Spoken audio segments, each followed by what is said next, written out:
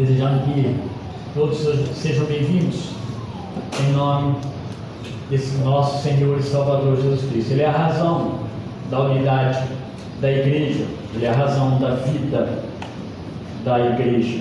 Que Deus guarde as nossas vidas, nos preserve em fé e santidade. Que o Senhor cuide de cada um de nós.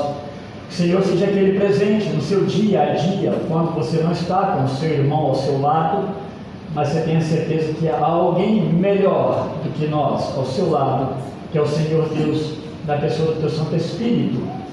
É assim que a Bíblia diz: nós não estamos sozinhos, nós não estamos abandonados, não fomos esquecidos por Deus. Quando nós lemos as Escrituras, nós somos chamados a atenção para isso. Nós não estamos sozinhos. Deus tem um projeto, um plano dele redentivo, eterno, um plano de salvação eterna. Ela não se consuma tão somente neste mundo, quando a sua alma é resgatada do cativeiro do pecado. Ela vai muito além. Deus fez algo além da nossa morte, além do nosso sepultamento, além da podridão do nosso corpo. Deus nos reviveu já em Cristo Jesus para a eternidade. Portanto, é esse Deus que nos socorre, é esse Deus que está conosco o tempo todo, é esse Deus que está comigo. Ele nos acompanha, é a Ele que nós recorremos nos nossos momentos, tanto de alegria, quanto possivelmente de tristeza também, de desafios. Porque existe um Deus que é descrito na palavra dele como refúgio verdadeiro e socorro muito presente na hora das angústias, na hora das tribulações. Por isso que nós adoramos a Deus, por isso que nós cantamos ao Senhor, por isso que nós estamos aqui. Nós vivemos numa comunidade daqueles dos redimidos, uma parte do que Deus tem feito no mundo todo ao longo da história do cristianismo, ou ao longo da história da existência humana. É isso, meus irmãos. Abram suas Bíblias, por favor, no livro de Isaías. Eu já ia usar o Evangelho de Isaías, eu acho que eu posso até falar isso. Isaías 52, verso 13. Nós vamos ler uma série de versos até o final do capítulo 53, que entendemos que está bem completa essa profecia, tá, de Isaías sobre o Messias, o Redentor da alma do homem. E aí, a gente vai precisar pensar e lembrar daquilo que eu estava falando agora, que Deus não nos deixou sem providências. Deus, Ele não se esqueceu de mim, de você. Ele não se esqueceu daqueles que são alvos da sua graça e misericórdia. E a forma como Deus vai fazer tudo isso nessa profecia, humanamente falando, é improvável. Humanamente olhando para o que Deus faz, nós vamos falar assim: não, esse caminho não é acreditável, isso não vai acontecer. Dessa forma, nós não esperamos. Se você olhar a narrativa da redenção, como que Deus faz todas as coisas, nós conhecemos, mas como que os próprios homens dos tempos de Jesus Cristo olharam para isso e desprezaram. É porque a forma como Deus usa para aplacar a sua ira e trazer graça e salvação a nós é algo que nós não conseguimos pensar. Nós traçamos planos bem arquitetados, humanamente planejados, e sempre colocando algo possível e normal, que nós somos normal. Quando nós olhamos para isso aqui, isso não parece normal. Alguém vir ao mundo e morrer. Mas não apenas morrer como morte natural em nome de alguém, mas ele vai e morre com sofrimento, com dor. E isso é profetizado. E quando chega o tempo do Messias se manifestar, e ele estava se manifestando, eles olham para ele de forma desprezível. Como pode? Como pode vir da Galiléia, de Nazaré, alguém que possa ser o Messias? De quem esse homem é filho? E essa passagem que nós vamos ler, eu não vou ler a outra, nós vamos encontrar um dos cumprimentos, uma das afirmações dessa profecia de Deus, lá em Atos capítulo 8, quando aquele eunuco ele está indo para a Etiópia, norte da África, voltando de Jerusalém. Ele foi adorar, e ele volta, e ele está lendo na sua carruagem o texto de Isaías 53, que nós vamos ler aqui. E Deus, de uma forma sobrenatural, ele pega Filipe, separa Filipe entre os apóstolos, entre os discípulos, Fala: Filipe, vai ao caminho de Gaza, encontre este homem, entre nessa carruagem, porque há uma missão para você, junto com esse homem que está voltando para a Etiópia. Filipe chega, ele entra nessa carruagem, e a pergunta que ele faz para aquele homem ali, aquele etíope, um homem bem influente no reino da Etiópia: o que você está lendo? Você entende o que você está lendo? Ele diz: olha, eu preciso de ajuda. Está falando esse texto, está falando dele mesmo? Isaías está falando dele? E essa, meus irmãos, é uma das propostas que muitos aceitam como sendo Isaías. Como um pré-anúncio, sim, mas acabamos de ler: Isaías se coloca diante de Deus, e quando ele se vê diante de Deus, ele abre o seu próprio pecado. Aquele livro, quando surgem os problemas, ele fala dessa parte de Isaías também, como esse homem que anuncia a palavra de Deus ao homem pecador, e de repente ele se vê diante de Deus como sendo ele um homem pecador. Filipe explica para ele, a partir daquela passagem lida, ali diz que Filipe anuncia Jesus Cristo para aquele homem que volta para a Etiópia, convertido e batizado. Então, por isso que usei a expressão de uma profecia improvável. Vamos ver, meus irmãos, a partir do verso 13, então, desse capítulo 52. Depois você pula para o 53, vamos continuar naturalmente. Eis que meu servo procederá com prudência, será exaltado e elevado, e será muito sublime. Como pasmaram muitos à vista dele, pois o seu aspecto estava muito desfigurado, mais do que o de outro qualquer, e a sua aparência mais do que a dos outros filhos dos homens. Assim ele causará admiração às nações, e os reis fecharão a sua boca por causa dele, porque aquilo que não lhes foi anunciado verão, e aquilo que não ouviram entenderão. Verso 1, 53. Quem creu em nossa pregação?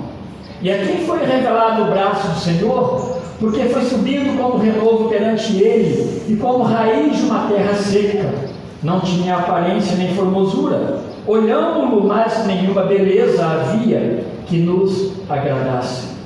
Era desprezado, e o mais rejeitado entre os homens, homem de dores, e que sabe o que é padecer. E como um de quem os homens escondem o rosto, era desprezado, e dele não fizemos caso. Certamente ele tomou sobre si nossas enfermidades, e as nossas dores levou sobre si. E nós o reputávamos por aflito, ferido de Deus e oprimido. Mas ele foi traspassado pelas nossas transgressões e moído pelas nossas iniquidades. O castigo que nos traz a paz estava sobre ele, e pelas suas pisaduras fomos sarados. Todos nós andávamos desgarrados como ovelhas, cada um se desviava pelo caminho, mas o Senhor fez recair sobre ele a iniquidade de nós todos. Ele foi oprimido e humilhado, mas não abriu a boca. Como cordeiro foi levado ao matadouro, e como ovelha muda perante os teus tosqueadores, ele não abriu a boca. Por juízo opressor foi arrebatado, e de sua linhagem quem dele cogitou? Porquanto foi cortado da terra dos viventes, por causa da transgressão do meu povo, foi ele ferido. Designaram-lhe a sepultura com os perversos, mas com ricos esteve na sua morte, posto que nunca fez injustiça, nem dolo algum se achou em sua boca. Verso 10. Todavia, ao Senhor agradou moê-lo, fazendo-o enfermar. Quando der ele a sua alma como oferta pelo pecado, verá a sua posteridade e prolongará os seus dias, e a vontade do Senhor prosperará nas suas mãos. Ele verá o fruto do penoso trabalho de sua alma e ficará satisfeito. O meu servo, o justo, com o seu conhecimento, justificará a muitos, porque as iniquidades deles levará sobre si. E o verso 12 do capítulo 53 termina assim: por isso eu lhe darei muitos como a sua parte, e com os poderosos repartirá ele o despojo. Porquanto derramou a sua alma na morte, foi contado com os transgressores, contudo levou sobre si o pecado de muitos, e pelos transgressores Ele intercedeu. Vocês perceberam o que é descrito aqui por Isaías de uma forma poética, um cântico, mas o cântico do servo sofredor. Isaías expõe claramente a nossa transgressão, a nossa culpa, e o Deus livrando e tirando de nós a nossa culpa que nos condenava, tirando o peso da condenação que a culpa causava sobre nós. Por isso, meus irmãos, dentro do tema do advento de Cristo que nós estamos trabalhando, nesses domingos de dezembro, nós já falamos, abordamos no domingo passado, se você puder, acompanhe todos, para você ter uma sequência que nós entendemos bem útil para o seu entendimento da graça e do amor de Deus. Nós vimos a promessa de um Redentor ali em Gênesis 3,15, pregado pela manhã, semana passada, e à noite um amor essencial, um amor de Deus. Nós baseamos ali em João 3, especificamente João 3,16. Hoje, o Lucas já tratou agora pela manhã sobre a necessidade de um Salvador dessa nossa condição espiritual. Como precisamos, de um Salvador, nós necessitamos. E agora nós vamos dar continuidade nesse evento tão importante para a nossa redenção, meditando então a partir de Isaías 52 e 53, na profecia de um Redentor.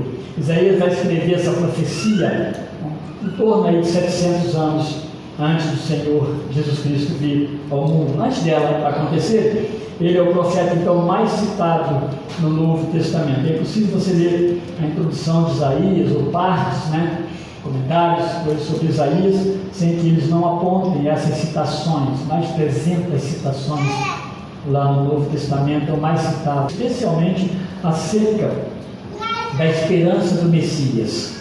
Isaías vai trazer à luz a esperança de um Redentor, uma providência de Deus.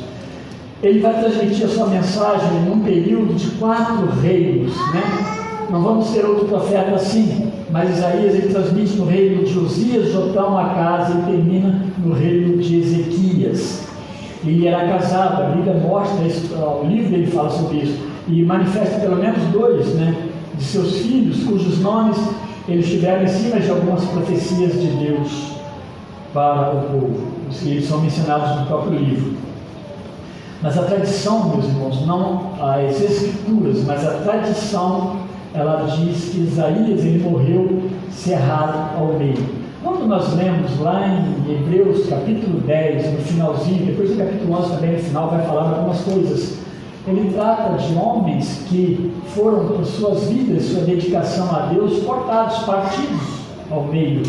Dizem eles que isso aí pode ser uma alusão, uma referência, quem sabe, também a Isaías, um profeta tido como palaciano, talvez de uma linhagem mais alta, mas um grande servo de Deus, um homem que amou e serviu a Deus, se viu como um pecador diante de Deus. Alguns dizem que há possibilidade de que Isaías foi escrito por mais de um autor, ou por mais dizem que Isaías. Alguns acham que até há 2 autores, especialmente porque até o capítulo 39 é bem específico a forma de tratar, e parece que depois do 40 há uma mudança de tempo e de formato, mas grande parte dos autores atribuem de fato a Isaías uma autoria única. Na primeira parte do 39, ele fala muito do juízo de Deus, principalmente, meus irmãos, apontando para a Síria. A Síria ela vai subjugar, no seu ano 722, Isaías passa a presenciar isso, vai subjugar o reino do norte. Samaria era o terror daqueles dias, a grandes profecias. Mas as profecias são muito voltadas para o próprio povo de Deus, como advertência, especialmente Judá, o reino do sul, de onde vai sair, vai vir o cativeiro babilônico, vai sair também a linhagem messiânica. Isaías vai fazer profecias contra Judá, mas Israel também e os povos vizinhos. Para Judá foi um período de muita apostasia, grande apostasia. A ideia, o sentido de apostasia aí, meus irmãos, é o abandono de fato de Deus, o distanciamento de Deus como o Deus provedor de todas as nossas necessidades, não a necessidade do homem. Oséias contemporâneo também de Isaías, ele vai tratar esse tempo de apostasia do homem, ou do povo de Israel, o povo de Judá, em relação a Deus, como prostituição espiritual. Então, a expressão prostituição, que é algo terrível, é usada para quando Israel vai após outros deuses consultar esses outros deuses também. Isaías vai combater muito isso. Nesses dias, os reis, então, eles fizeram, nesses dias de Isaías, eles fizeram muitas alianças, especialmente com a Assíria. Isaías vai trazer a eles o sentido e a necessidade de confiarem somente em Deus. Deus é o Deus provedor de tudo e de todos e de todas as coisas. 4 temas são bem percebidos quando você lê o livro de Isaías. Eles são bem latentes. Ele está tratando de Deus como um tema central. Ele vai olhar para a humanidade, Deus e o homem. Então, o homem, na pessoa dos povos vizinhos, mas também de Israel, especialmente Judá. Ele vai tratar a questão do pecado que reside no coração do homem, e por causa do pecado, obviamente, o juízo de Deus sobre o pecado, mas também a redenção. Ninguém trabalha a redenção, talvez com tanta amplitude como Isaías o faz. Para Isaías, Deus é o único Senhor e o único Santo. Não há outro Deus. Os vizinhos têm seus deuses, mas Deus, o Senhor, o Criador, Ele é o único Senhor e o único Santo. Ele fez tudo e Ele é soberano em tudo o que Ele determinou. Portanto, nós, os homens, as pessoas, precisavam olhar para Deus como único e as suas ações como ações soberanas, que não cabia discussões sobre obedecer ou não obedecer. Ele conduz a história, Isaías trabalha isso também. Ele vai conduzir toda a história do mundo. O mundo ao redor, cheio de reis poderosos, eles estão acima de tudo, eles estão sob as determinações do grande Deus. E ele conduz toda essa história para um propósito final de bem-estar, de paz. Isso não acontece nos seus dias, isso não aconteceu nos dias de Isaías. Sim, momentos de paz, flashes de paz, mas Isaías também está apontando para algo que a vinda do Messias vai proporcionar àqueles que creem em Deus. De certa forma, a profecia de Isaías ela não se encerra em Jesus Cristo, mas ela vai muito além. E nós sabemos o que significa isso. Por que nós adoramos? Por que nós servimos? Por que Deus nos chamou? Porque Deus tem algo muito além dessa salvação. Deus tem algo eterno para os seus filhos. Então Ele conduz a história. Mas a história não conforme o homem a planeja, mas como Deus a planejou. Para Isaías, então, a humanidade ela se recusa a aceitar a condição de criatura. Isso é muito interessante. O pastor Fábio falou sobre isso semana passada. Nós discutimos até, de certa forma, amplamente isso nesse livro que está sendo estudado, Criados na Imagem de Deus. E a gente falou muito sobre isso. Quando o homem ele se recusa a aceitar essa condição de criatura de Deus, então ele se rebela contra Deus, essa dependência de Deus. A rebeldia do homem, ela vai se demonstrar através da sua soberba. Isaías vai perceber isso. Deus vai falar através de Isaías: fala, meu povo, que está agindo soberbamente. O mesmo Deus, meus irmãos, que via os tempos de Isaías e o povo de Isaías, é o mesmo Deus que nos vê nos nossos dias e nos acompanha e nos conhece por completo.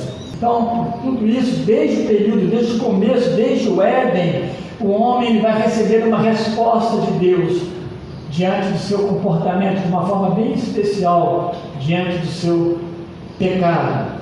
Ele vai receber a resposta de Deus tanto na forma de juízo, e Isaías trata isso do 1 ao 39 de uma forma bem clara, através de várias demonstrações, mas também ele vai tratar da redenção do homem pecador, quando se inicia no verso 40 de uma forma mais específica. Ele vai falar de redenção mais atrás. Vários textos anteriores, verso 9, capítulo 9, capítulo 7, capítulo 11, ele vai estar falando da promessa messiânica, mas do 40 em diante ele vai fazer um trabalho, em forma de vários cânticos, do Redentor que virá resgatar o homem do seu pecado.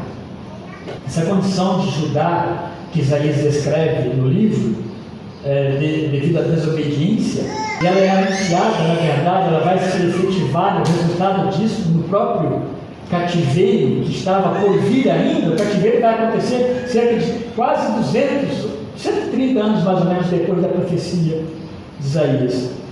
Ela é parecida com os juízos proferidos por Deus a Adão e Eva lá no princípio, por não confiarem nessa suficiência de Deus.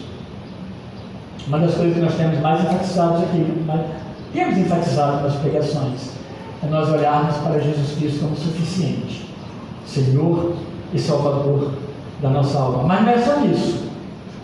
Se Deus nos deu o que nós mais precisávamos, Deus cuida da sua criação. Falamos um pouco pela manhã, em classe de novos membros, sobre essa graça especial de Deus em Cristo. Nós falamos também da graça comum de Deus, ou outras graças que recai sobre nós como filhos de Deus. Nós temos todas as coisas, todas são providências de Deus. Isaías mostra então Deus fiel às suas próprias promessas, que não se alegra com o sofrimento do homem, porque logo após a queda do homem, Deus anuncia também a derrota de Satanás, que enganou a mulher ali, através da figura da serpente lá. E em Gênesis 3,15 há uma grande promessa, como o retorno do cativeiro judaico vai comprovar esse agir de Deus. Eu não os abandonei, apesar dos seus pecados. E na verdade, meus irmãos, aí deixa claro que somente Deus pode libertar o homem dos seus sofrimentos, porque é Deus que é o Criador, é Ele que te conhece, é Ele que tem poder de fazer e desfazer. Então somente Ele pode fazer isso. Então, esse capítulo 40 ao 55, ele vai descrever a profecia da salvação do povo, e ele vai falar, pelo menos, a gente pode destacar nesses capítulos aí, lógico que eu não vou pregá-los, 4 cânticos do servo do Senhor, nessa promessa da vinda de um Messias. Ele fala do chamado do servo no capítulo 42, os primeiros versos são bem claros, esse chamado do servo. Ele vai falar da missão do servo no capítulo 46, ele vai falar da obediência e dessa confiança do servo na missão que lhe é atribuída como servo do Senhor. Mas ele fala aqui nesses últimos versos do capítulo 52, 13, e depois 53, sobre o servo sofredor. E aí que muitos não querem ver, não compreendem. O judeu ele olha para a linhagem de Davi, o sucesso de Davi como rei, e ele vai atribuir, ele vai pensar, ele vai lidar muito com a possibilidade de um rei redentor que se assente no trono, e de fato de alguém que possa libertar Israel. Dá uma condição nacionalista para essa nação, e Deus anuncia um servo que é envergonhado diante das pessoas. O capítulo 52, do verso 13 ao 3, deixa aberto, você vai conferindo aí nos seus textos, a gente pode perceber aí quais, o que é a expectativa humana, mas quais são os planos de Deus, o agir de Deus diante das expectativas humanas. Muitas vezes nós criamos expectativas nossas com relação ao que Deus pode fazer, e não é quase sempre o que nós criamos como expectativa. Então esse anúncio da profecia que está aqui, ela está há cerca de 130 anos antes dela se cumprir. Mas o olhar dessa profecia, o alcance dessa profecia, ela está focando mais, muito além disso, algo muito maior, cerca de 700 anos mais tarde, que é o próprio advento do Messias Salvador. O Jesus Cristo que nós pregamos como nosso Redentor, aquele que veio ao mundo nos resgatar, e precisávamos disso. Esse é o plano maior de Deus. Esse é o grande plano de Deus, que é a redenção da nossa alma. Quando você fala de um novo céu e a nova terra, ele vai estar na continuidade disso que Deus faz aqui com o seu povo e com a sua igreja. Muitos então eles viram nesse sofrimento do cativeiro que estava por vir, o assídio já estava acontecendo, E o cativeiro babilônico viria logo depois, e muitos olhavam para ele, meus irmãos, e viam como um ato de purificação. O próprio judeu, ele olhou para o cativeiro e falou: não, esse cativeiro sobre nós, lendo até Isaías mesmo, Isaías, interpretando Isaías, é como se fosse um ato de purificação de Deus. Deus vai nos purificar no cativeiro e Ele vai nos recompensar depois de novo com uma nação. Deus está agindo. Então essa interpretação dele estava focada no agir de Deus com a nação apenas, e um ato de purificação. Essa ideia dessa recompensa de Deus depois do cativeiro, ela vai se fortalecendo em torno de uma crença nesse Messias libertador nacional, como eu disse. Alguém que ajustaria politicamente Israel. Vocês precisam lembrar que no tempo de Jesus Cristo, o domínio ali era romano. Os romanos dominavam tudo aquilo ali.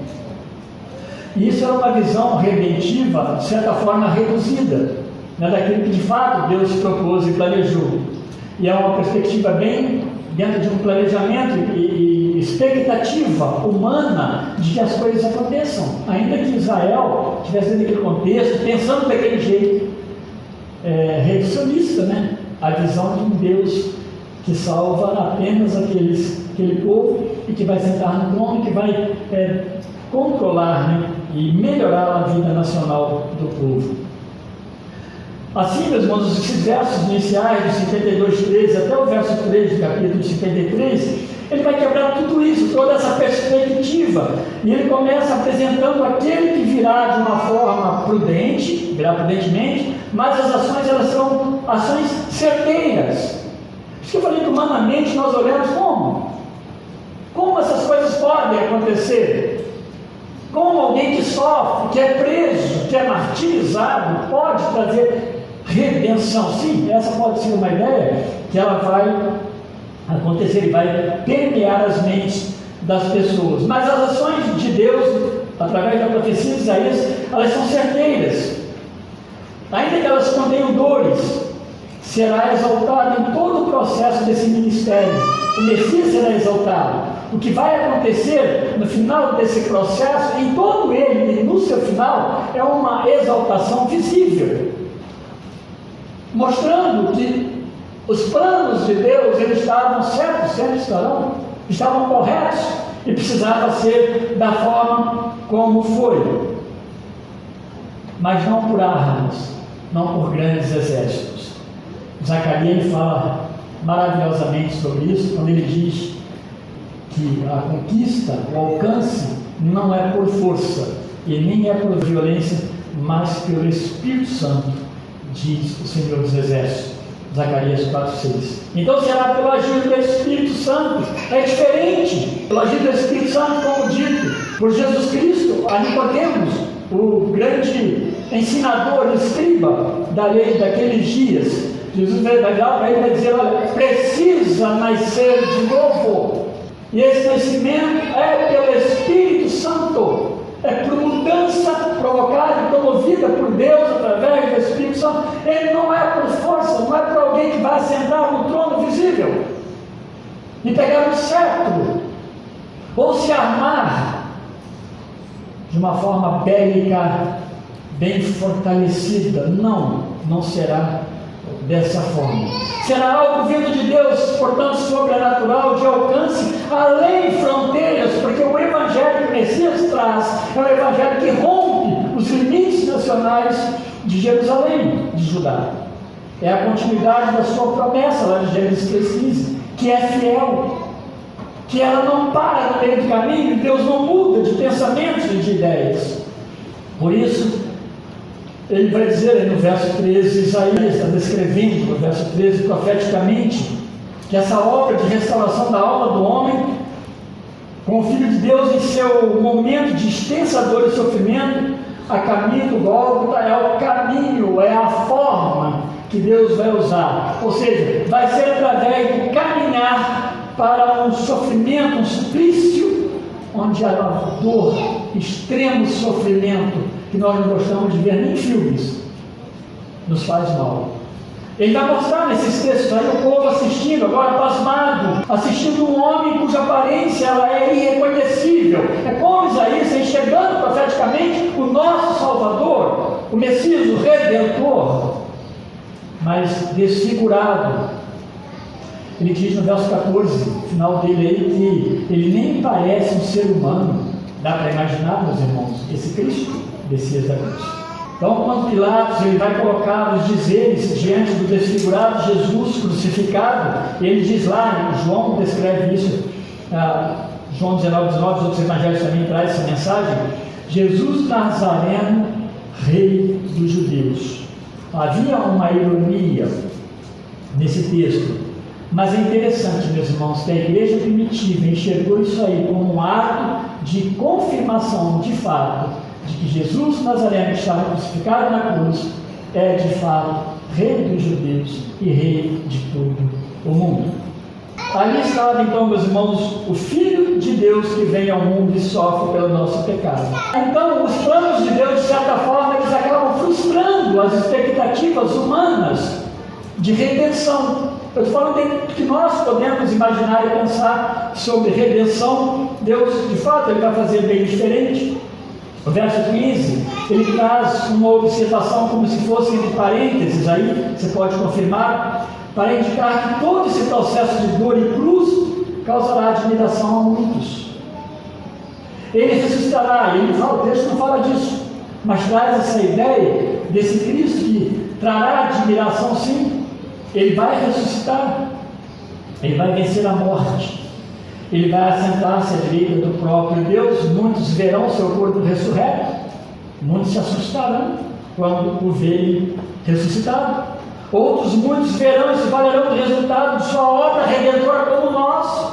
Não o vemos, mas nos valemos da sua redenção. E quando por fim ele voltar em sua consumação, muitos ficarão de fato estupefatos que tudo aquilo que Deus fez, da forma como fez, termine dessa forma maravilhosa e sobrenatural. A forma como Deus age deixa o mundo de fato perplexo, assustado. Até hoje as pessoas perguntam: por que precisa ser dessa forma? Ou às vezes questionam: por que Deus não faz diferente? E age diferente na minha vida. Deus não muda, Deus é o mesmo. Deus que nos ama na alegria, nos ama também na dor, mesmo que a dor persista em nós. Quem diria que Deus está agindo? É o que você lê no verso 1, do capítulo 53. Talvez por trás dessa colocação, nós não vimos nenhum exército, não há nenhum exército, e nem houve nenhum exército.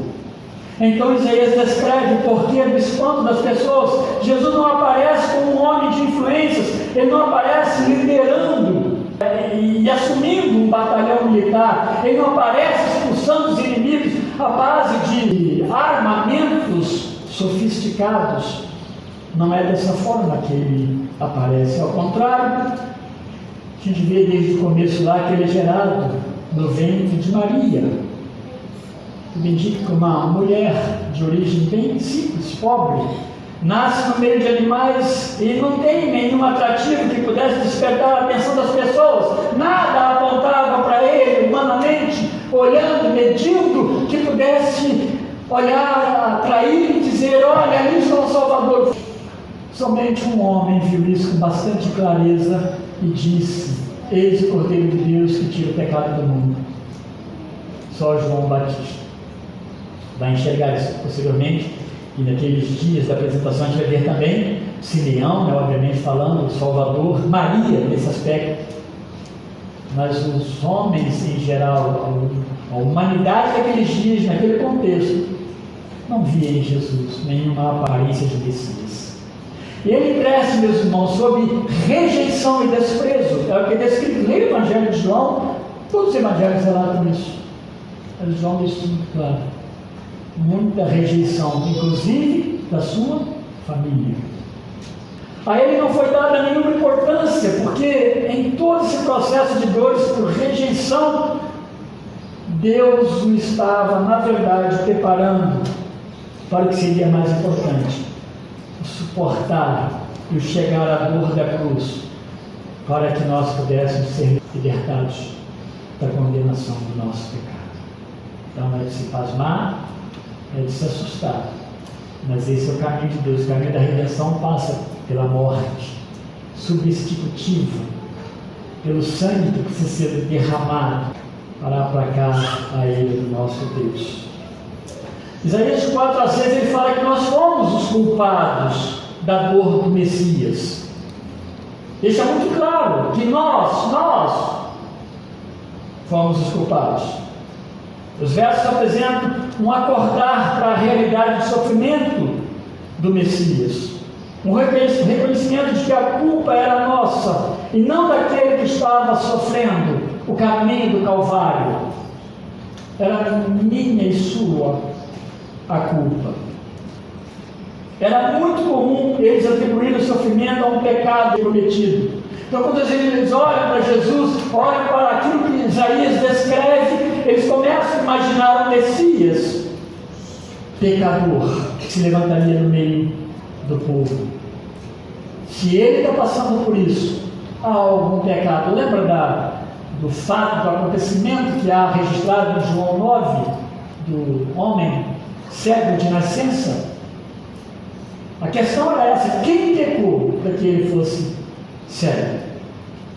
Então, essa era a questão que eles levantavam e discutiam entre eles. Assim, o sofrimento do Messias fazia que aquelas pessoas pensarem que era pelo seu próprio pecado. No verso 4 ele fala isso: nós o consideramos aflito, ferido por Deus e oprimido. E essa perspectiva, meus irmãos, é uma perspectiva de possível pecado desse que está vindo como Redentor.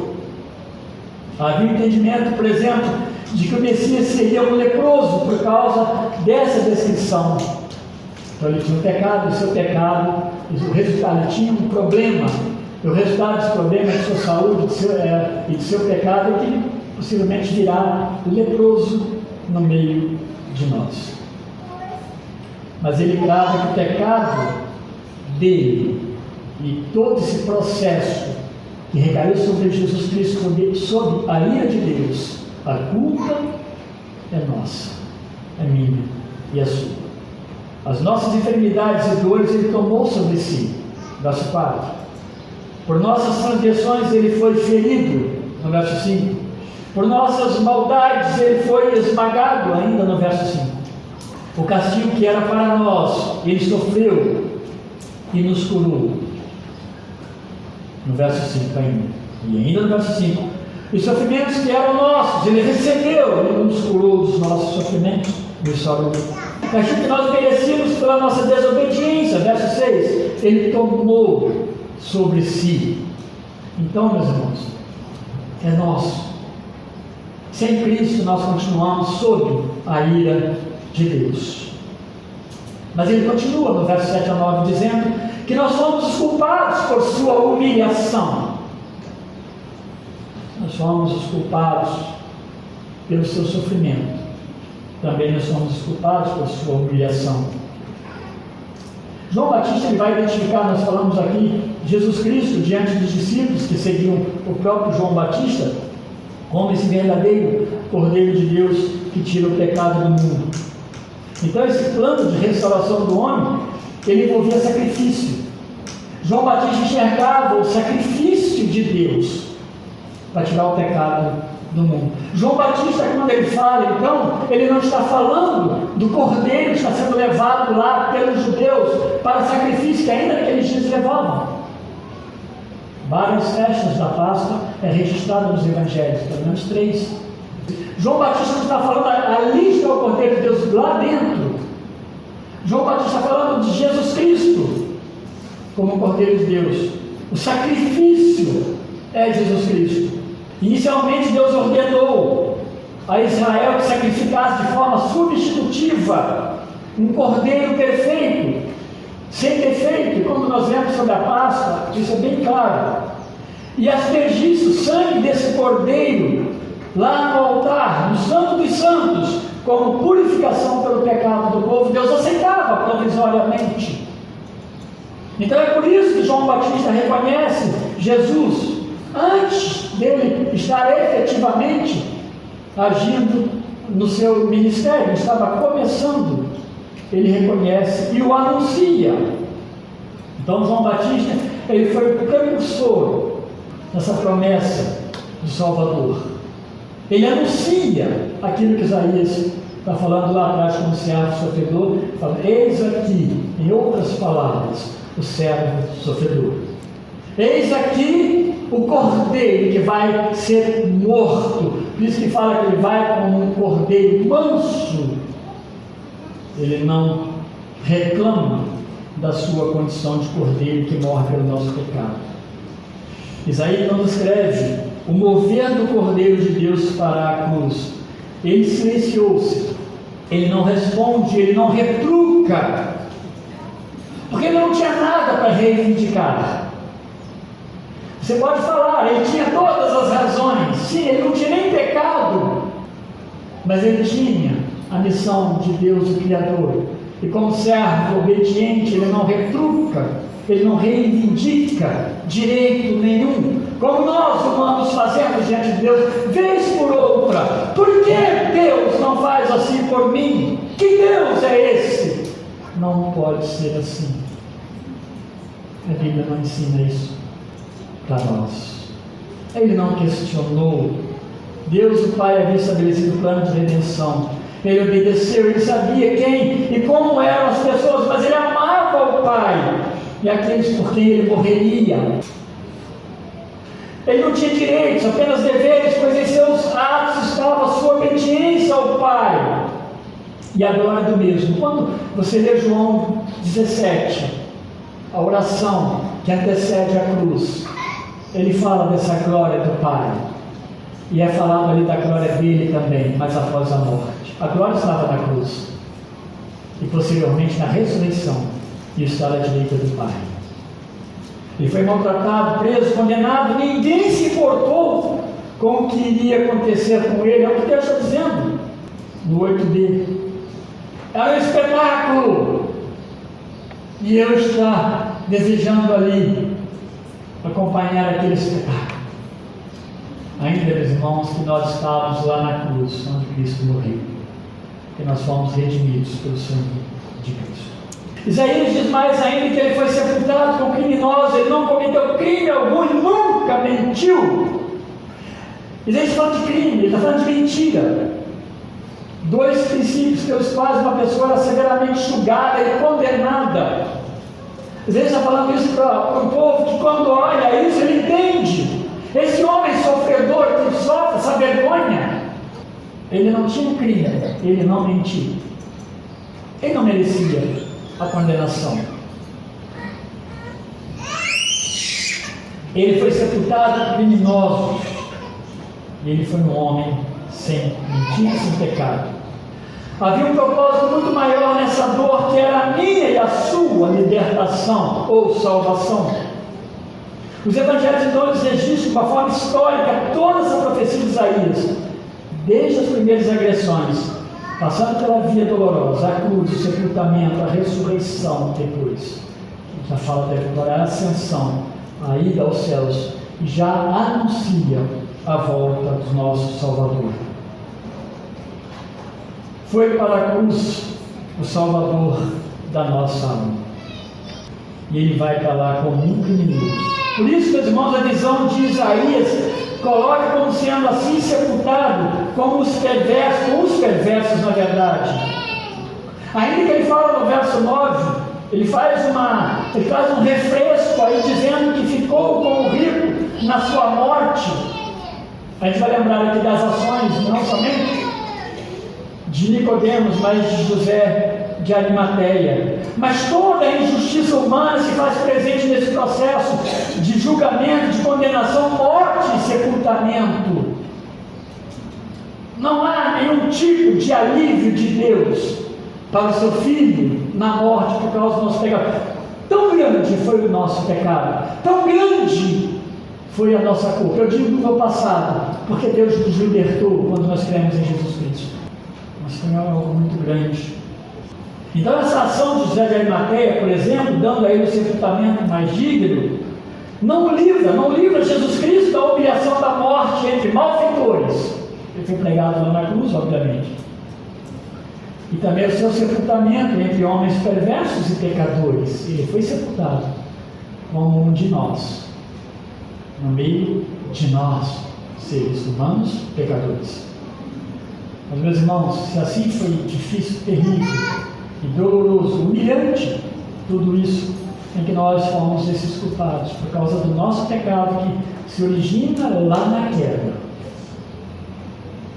Deus, então, em Cristo, Ele traz uma libertação. Os versos 10 a 12, Ele vai falar então dessa soberania, essa soberana ação de Deus e a exaltação do servo sofredor, aquele que sofre, aquele que é martirizado, aquele que é judiado no processo. Que muitos dizem que Deus talvez baixou a cabeça, chorou, sei lá o que falam. Não, meus irmãos. Ali estava a ira de Deus se manifestando na vida do seu filho, para libertar todo o que crê da ira futura da condenação eterna por causa do pecado. Quando o Filho Jesus morre na cruz com todo esse sofrimento, essa dor que Isaías anuncia, é porque Ele amou os seus. João 13 diz que Jesus amou e amou os seus até o fim. Ele não parou no meio do caminho. Precisamos então olhar para isso não com murmúrios soluçantes, ó coitadinho. Ou talvez porque Deus permitiu isso, ou ainda mais, a culpa é dos que o prenderam naquele julgamento mentiroso e injusto, e atribuir coisas às pessoas, culpas às pessoas, como é muito comum de minha parte. Não é isso. Isaías não permite que esse raso entendimento se aposse de seus leitores, dos leitores do seu evangelho, de sua profecia. Ele não permite. A culpa é o nosso pecado, a culpa é a nossa transgressão, é a minha transgressão. Nós vimos de 4 a 6. É o meu pecado. E esse ainda, essa culpa, esse pecado, que ele permanece condenando aquele que não crê, aquele que olha para a obra de Deus em Cristo, mas ainda não crê em Jesus Cristo, ainda não põe a sua vida sobre o Salvador e o confessa como Senhor e Salvador pessoal. Sim, ainda permanece condenando. No entanto, a maneira como a sua morte se deu foi por decreto eterno de Deus. O texto fala isso. Deus decretou isso. Aprove a Deus, verso 10. Aprove a Deus nos salvar pela morte de seu Filho, o Cordeiro perfeito, sem pecado, que recebe a saída de Deus Pai em nosso lugar e nos torna justificados, livres, libertos. Isaías usa a expressão justificado. É o resultado do justo lançar sobre nós a sua justiça, sobre o injusto que somos nós. O Cordeiro perfeito de Deus, sem pecado, recebe a ira de Deus e nos justifica. Pedro, ao pregar o Evangelho de Cristo, lá no Pentecostes, Atos 2, ele prega essa mensagem dizendo: sabe quem é? E ele começa a anunciar o Evangelho. Mas ele lembra que esse foi um decreto eterno de Deus. E ele diz lá no verso 23 assim: sendo este Jesus entregue pelo determinado desígnio e presciência de Deus, vós o matastes, crucificando por mãos de iníquos, homens sem amor verdadeiro a Deus, mas diziam que amavam a Deus. Por isso as expressões moer Jesus, a ideia de esmagá-lo, de enfermar, que a ideia de sofrimento, que tudo isso causa no nosso Salvador, vai apontar em todos nós para um ato brutal, algo brutal, algo que nossos olhos não gostam e não gostariam de contemplar, mas tal foi o nosso insulto a Deus. E a partir da metade do verso 10, Isaías então descreve esse triunfo após o sofrimento. Então o mesmo Isaías que fala do sofrimento, mas não é só o sofrimento, ele passa dele. É a conclusão da obra redentora ou redentiva nesse primeiro aspecto, que é a salvação da nossa alma.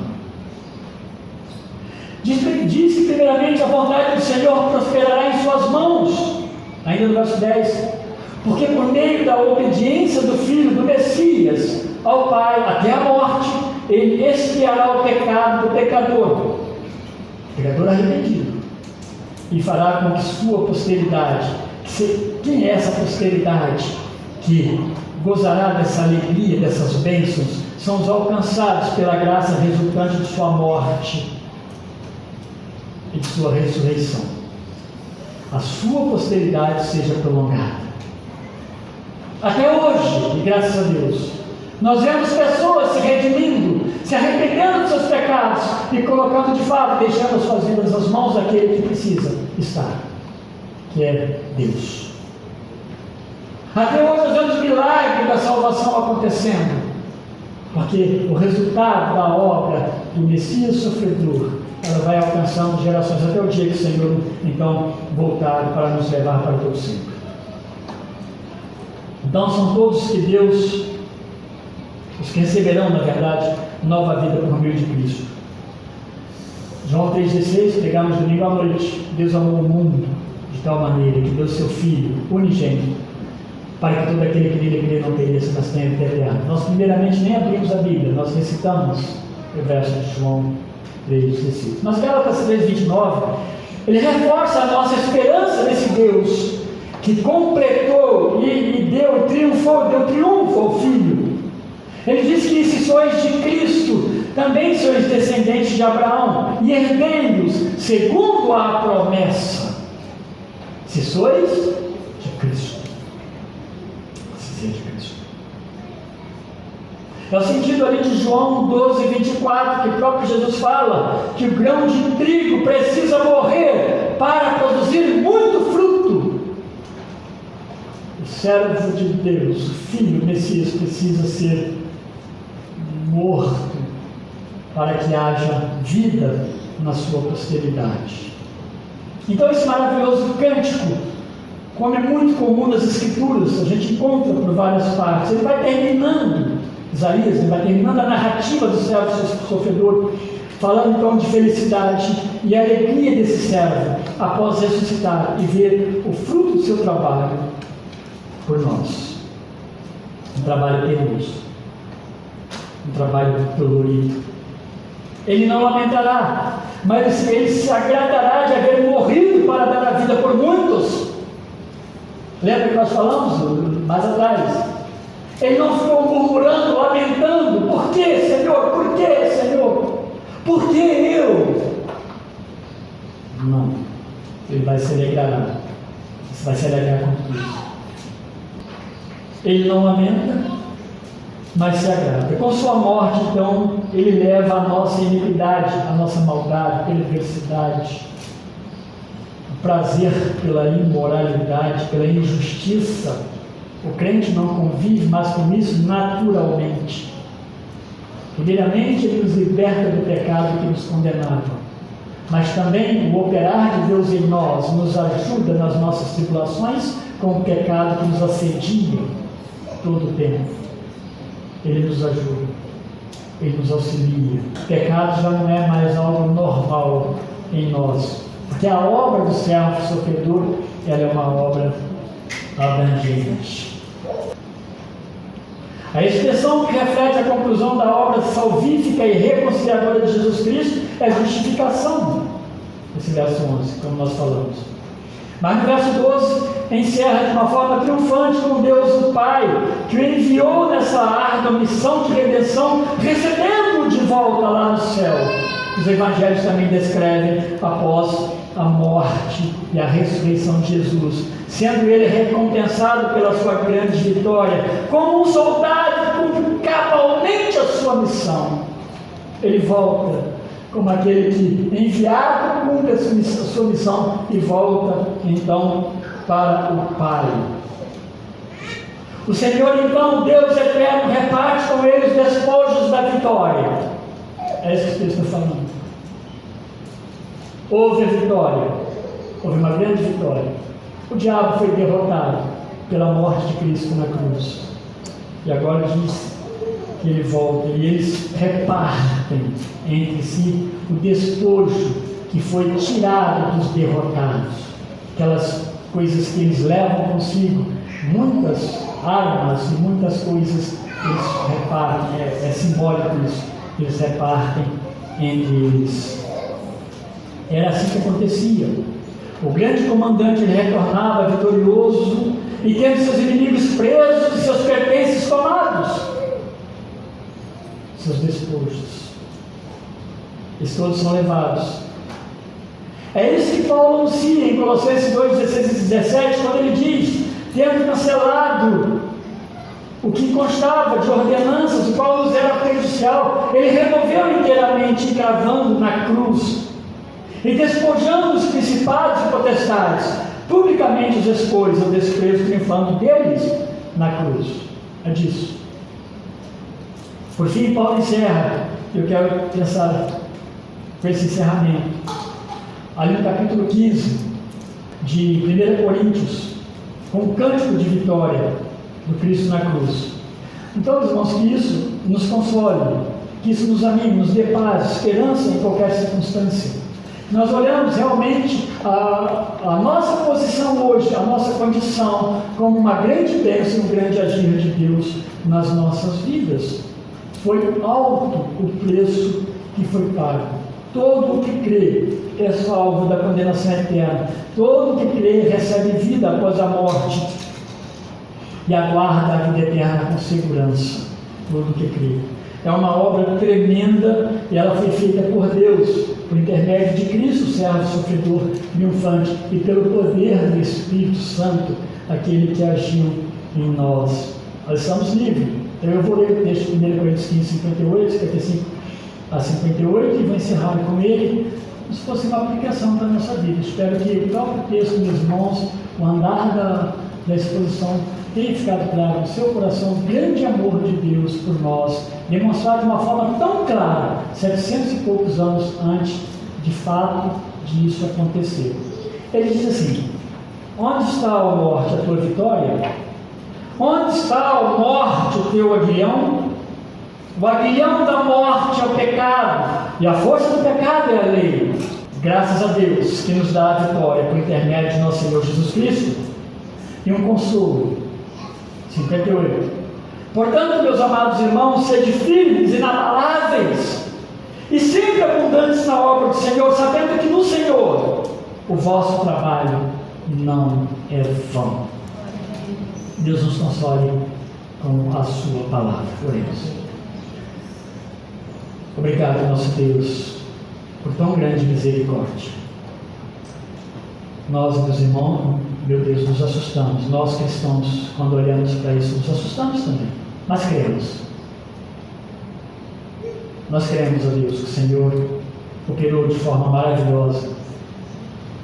E a maravilha é tal, Deus, a forma como o Senhor descreve o que fará. Aquilo que é essencial para nós, o Senhor deixou claro, Deus. E a sua profecia, Deus, tem se cumprido no meio de nós. Portanto, nós aguardamos, ó Deus, com grande esperança, o manifestar da volta do Senhor, esse segundo advento, quando o Senhor nos tomará para si, para todo sempre, o povo o qual o Senhor colocou o seu nome, por causa, Deus, da obra e sacrifício do Cordeiro de Deus que tira o pecado do mundo. Obrigado, meu Deus. Nós cremos e confiamos. E nós o adoramos por tudo isso, Pai.